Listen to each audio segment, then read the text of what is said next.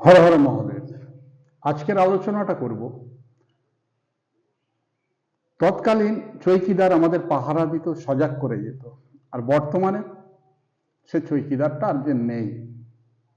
কে দিচ্ছে? চৌকিদার দিত রাতে পাহারা, এখন দিন রাত পাহারা দিচ্ছে কে? আমাদের মিডিয়া, সাংবাদিকরা। কি করছে? মানুষকে সচেতন করে জাগিয়ে তুলছে। সে শিক্ষিত, অশিক্ষিত, বুদ্ধিজীবী প্রত্যেককে করছে। তখন কি হতো? চৌকিদার কি জন্য রাত্রে পাহারা দিত? চোর ডাকাতদের জন্য। বর্তমানে বুদ্ধিজীবীরা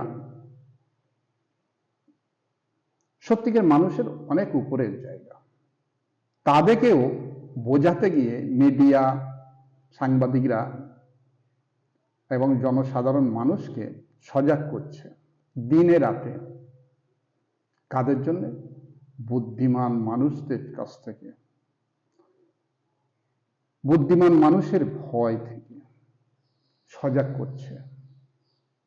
কি?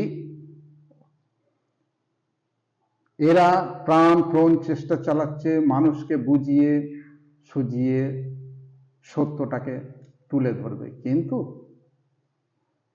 সত্য মানুষ বুঝছে, বুদ্ধিজীবী বুঝছে, শিক্ষিত বুঝছে, অশিক্ষিত বুঝছে, ভালো বোঝে, মন্দও বোঝে। কেন বুঝছে না এইটাকে জানতে হবে। সেটাই হলো বুদ্ধিমান মানুষ কি করছে। আপনি এত কিছু বছরের পর বছর, মাসের পর মাস এই সব বুঝিয়ে মানুষকে সচেতন করতে গিয়ে দেখা গেল আমাদের মানুষের ভিতরে এমন একটা বস্তু আছে, সেই বস্তুটা খুব সাংঘাতিক। সেটা হলো কি? আমাদের লোভ। এই লোভে পাপ, পাপে মৃত্যু। তা আমরা যখন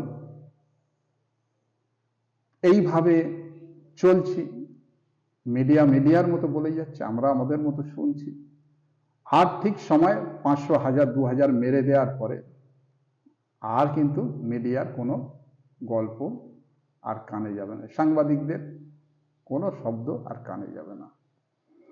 তাহলে কি হলো? বুদ্ধিমান মানুষ বেরিয়ে গেল।